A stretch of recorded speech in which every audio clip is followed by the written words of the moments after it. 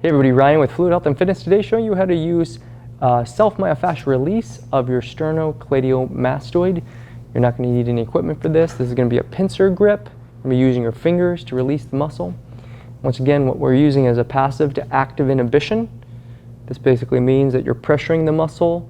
It's going to tension the muscle, pull on the tendon. Nervous system will respond by relaxing the muscle to protect the muscle and the tendon.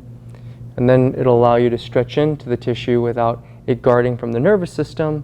And then we would be able to help to break down some of the structures around the muscle, the fascia, the intra and extracellular matrix that's kind of binding and holding it captive from being able to extend. So again, this is a passive to active inhibition.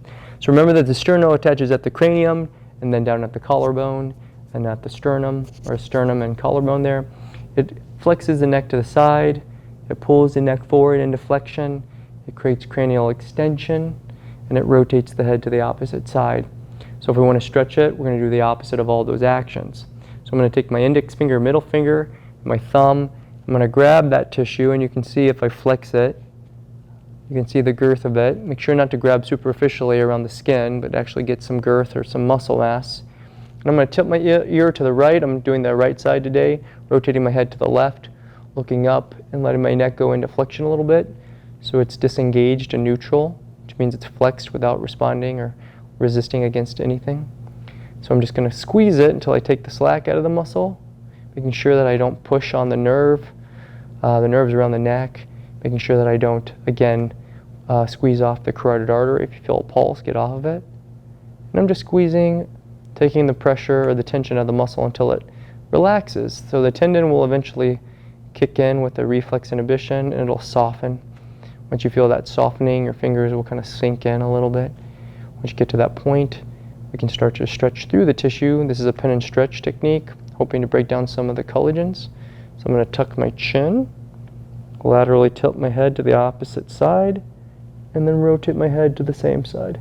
As I do that, that's going to pull that clavicular muscle through the pressure of my fingers. It's going to help to break down some of these collagens or fascial bindings, these proteins that are keeping that muscle from extending. Once it goes into stretch, it'll tension up again from the nervous system, so wait there. It'll soften again, and then do it again. Make sure you're really gentle. These muscles are, again, very sensitive. They hold your cranium. Again, it's going to change your balance, your vestibular ocular reflex, so we don't want to go liberally with this, very conservative. Be real gentle when you're doing it. Questions on how to do the technique or anything around this structure, reach out to us at admin@fluidhealthandfitness.com.